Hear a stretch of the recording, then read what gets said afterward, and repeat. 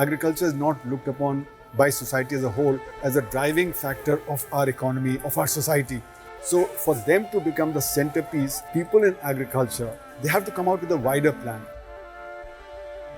Organizations like Fields of View, Socratus, Bharat Krishik Samaj, ASHA, we all got together and we decided to convene a workshop where people with different ideologies, different mindsets could come together and find common ground on how to improve livelihoods of the majority of Indian population which is dependent on agriculture. It was a very important workshop because it brought people from diverse backgrounds for a 4-day long session in which one could communicate freely without fear of being misquoted.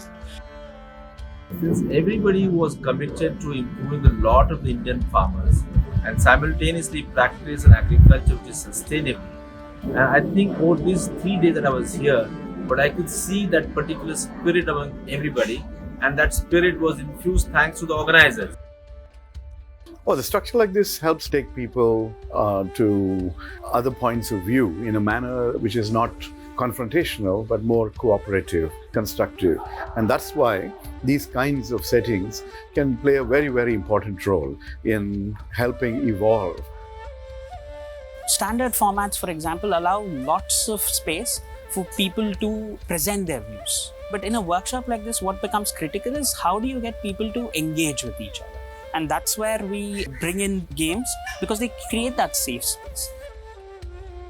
Some of the games were interesting because they brought our attention to some of the things we tend to ignore. Even if they did not give us an answer, it left us with some questions.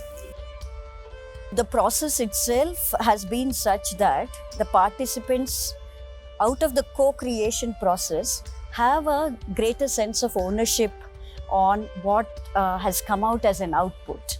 And that ownership guarantees outcomes. Many of these issues are very closely linked to one another. I think we'll all go back with a better understanding of the spread of the issues and the complexity of the problem.